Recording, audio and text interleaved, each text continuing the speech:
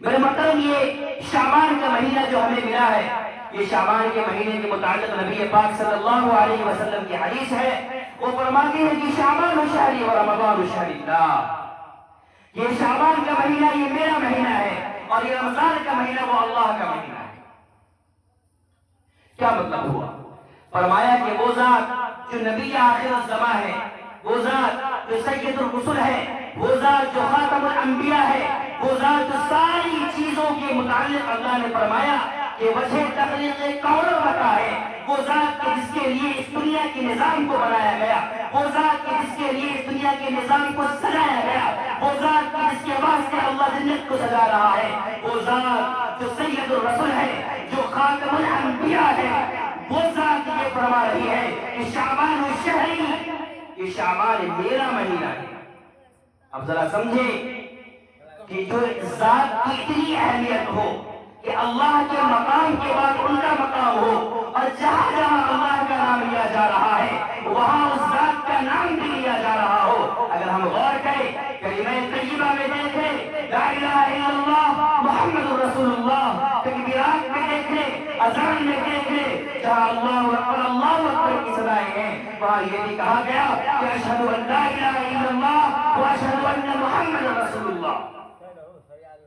اللہ تبارک و تعالیٰ نے آپ صلی اللہ علیہ وسلم کے نام کو اپنے نام کے ساتھ جوڑ دیا، اور وہ ذات اس مہینے کو اپنے طرف منسوب کر رہی ہے، اس مہینے کی نسبت کو اپنی ذات کی طرف کر رہی ہے.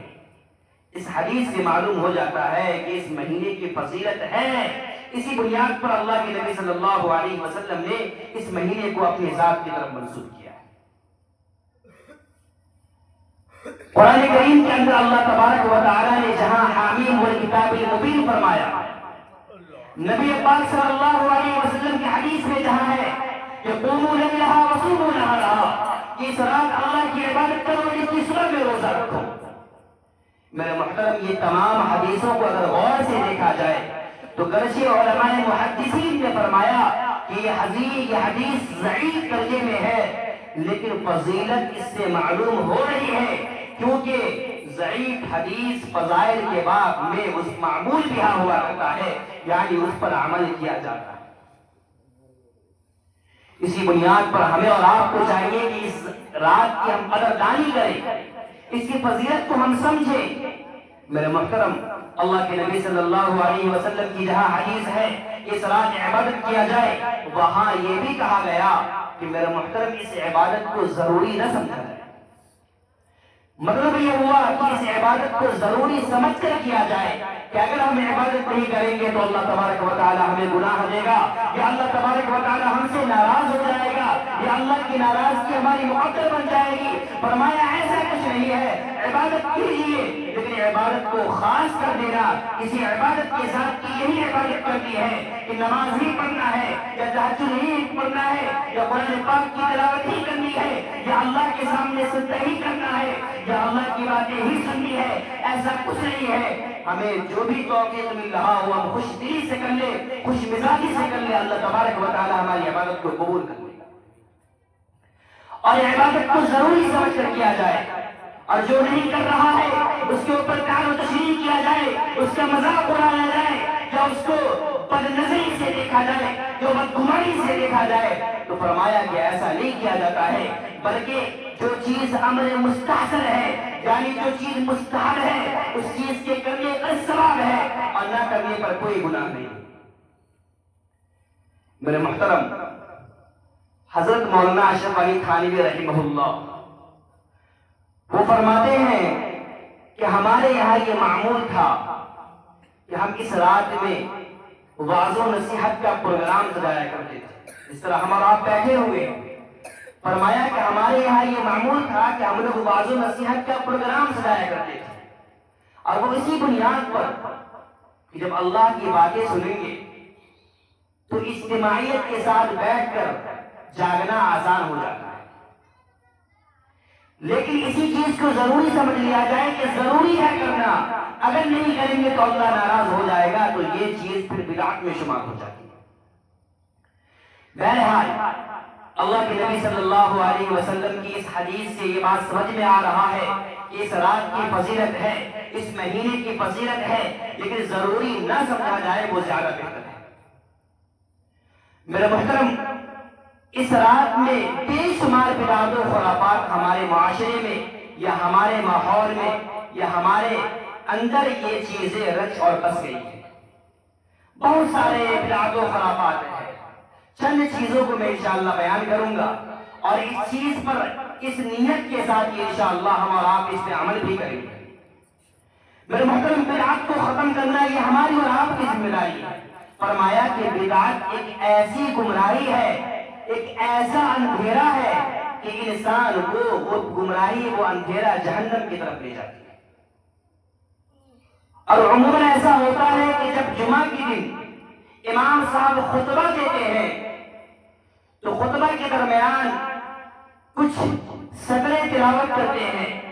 کہ کل بدعۃ ضلالہ وکل ضلالۃ فی النار۔ اس میں یہی ہوتا ہے کہ ہر بدعت گمراہی ہے اور ہر گمراہی انسان کو جہنم میں لے جانے والی ہے۔ فرمایا کہ بدعت کیا ہے؟ کہ بدعت ایسی چیزوں کو کہتے ہیں کہ جس کا نہ تعلق حدیث سے ہو، جس کا نہ تعلق قرآن سے ہو، جس کا نہ تعلق شریعت سے ہو، نہ صحابہ کرام کے زمانے سے ہو، نہ تبع تابعین کے زمانے سے ہو، نہ علماء کے زمانے سے ہو، بلکہ لوگوں نے من گھڑت روایات کو سن کر یا لوگوں میں سے کچھ ایسے لوگ جو اپنی عزت کو بنانے کے لیے یا اپنے نفس کو بہتر یا فائدہ پہنچانے کے لیے جن چیزوں کو رواج دے دے، فرمایا کہ شریعت میں جب اس کا وجود نہیں ہے تو ہم اور آپ اگر کرتے ہیں تو وہ گمراہی ہے، اور پھر وہ گمراہی ہمیں اور آپ کو جہنم تک لے جاتی ہے۔ اور بدعات بھی لوگ اس انداز میں کرتے ہیں کہ انہیں یہ لگتا ہے کہ یہ بدعت نہیں بلکہ ثواب کا کام ہے۔ تو فرمایا یہ تو اندھی گمراہی ہے، ایسی گمراہی ہے کہ جس گمراہی کو انسان بدعت نہیں بلکہ ثواب کا کام سمجھ کے یعنی عبادت سمجھ کے کر رہا ہے۔ میرے محترم، ان میں سے ایک یہ ہے کہ طرح طرح کے پکوان بنانا جو ہمارے یہاں رائج ہے، بلکہ بعضوں کو یہ دیکھا گیا کہ اس رات میں اپنے دسترخوان پر طرح طرح کے انواع اقسام کھانے کو سجا دیتے ہیں اور اس چیز کو ضروری سمجھتے ہیں، بلکہ بعض معاشرے میں ایسا بھی دیکھا گیا کہ اس رات میں حلوے کو بنانا ضروری سمجھتے ہیں کہ حلوہ بنانا چاہیے، اور یہ دلیل دیتے ہیں کہ اللہ کے نبی صلی اللہ علیہ وسلم کے دندان مبارک کو شہید کیا گیا تھا تو اس موقع سے آپ صلی اللہ علیہ وسلم کے سامنے حلوے کو پیش کیا گیا تھا، تو لہٰذا ہم بھی حلوہ بنائیں۔ بڑی بے تکی دلیل ہے۔ اسی طریقے سے بعض یہ فرماتے ہیں کہ حضرت ابو حمزہ رضی اللہ تعالی عنہ جو کہ غالباً آپ صلی اللہ علیہ وسلم کے چچا تھے، ان کو شہید کیا گیا تھا اور ان کے اوپر فاتحہ کے طور پر حلوہ بنایا گیا تھا،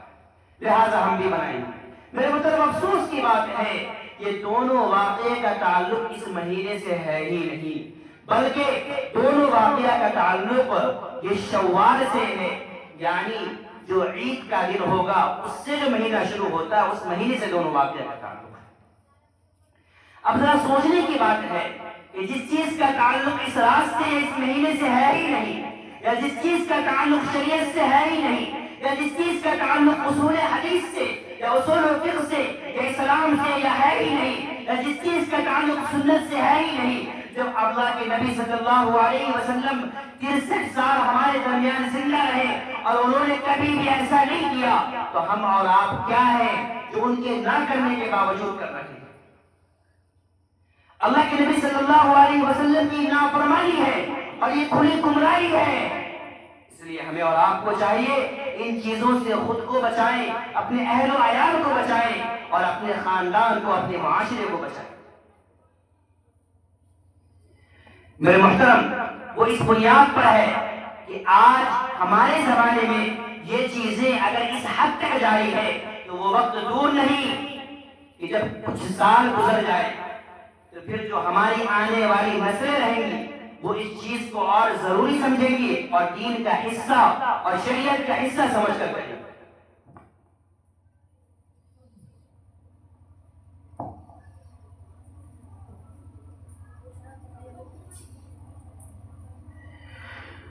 تو بدعات ایک ایسی چیز ہے، خرافات ایک ایسی چیز ہے کہ جس سے ہر انسان کی حفاظت ہونا لازمی اور ضروری امر ہے، اور اس چیز کے لیے قدم کا اٹھانا یا اس چیز کے لیے کوشش کرنا یہ ہماری اور آپ کی ذمہ داری ہے۔ یہ کوئی غیر آ کر ہمیں نہیں بتائے گا، ہم اور آپ قدم بڑھائیں گے، قدم سے قدم ملا کر، کاندھے سے کاندھے ملا کر چلیں گے، اس کے بعد ہر بدعت کو دفن کریں گے اور آئندہ نہ کرنے کا پختہ عزم اور ارادہ کریں گے۔ میرے محترم، اسی طریقے سے ایک بدعت یہ بھی ہے کہ لوگ اس رات میں قبرستان جانے کو ضروری سمجھتے ہیں۔ اللہ کے نبی صلی اللہ علیہ وسلم کی حدیث ہے، اما عائشہ رضی اللہ تعالی عنہ بیان فرماتی ہے کہ ایک رات کا واقعہ ہے کہ اللہ کے نبی صلی اللہ علیہ وسلم میرے پاس آئے اور آپ صلی اللہ علیہ وسلم اپنے جسم اطہر سے کپڑے کو اتار کر بستر پر لیٹنے والے تھے، اتنے میں فوراً اپنے جسم پر دوبارہ وہ کپڑے کو ڈال لیتے ہیں اور تیزی میں، تیز رفتار میں اپنے قدم کو گھر سے باہر نکالتے ہیں اور فوراً چلنے لگتے ہیں۔ اما عائشہ رضی اللہ تعالی عنہ بیان فرماتی ہے کہ میں ساری چیزوں کو اپنے آنکھوں سے دیکھ رہی ہوں اور میں دیکھتی ہوں کہ اللہ کے نبی صلی اللہ علیہ وسلم ایسا کبھی نہیں کیا، میرے پاس رہنے کی باری تھی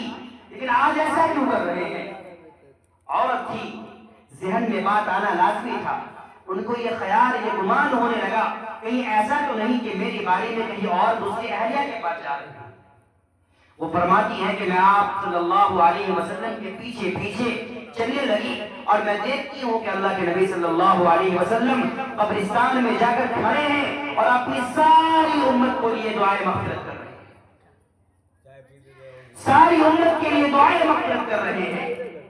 حضرت عائشہ رضی اللہ تعالی عنہ بیان فرماتی ہے کہ جیسے ہی میں نے دیکھا فوراً میں قدم بڑھا کر پیچھے آ گئی اور میں اپنے حجرے پر آ کر گئی۔ آپ صلی اللہ علیہ وسلم جیسے ہی حجرے میں تشریف لائے اور دیکھا کہ اما عائشہ رضی اللہ تعالی عنہ کی سانس تیز رفتار سے چل رہی ہے، تو آپ صلی اللہ علیہ وسلم سمجھ گئے اور پوچھنے لگے، اے عائشہ تو کیا سمجھتی ہے؟ اللہ اور اس کا رسول کبھی بھی ناانصافی نہیں کرے گا۔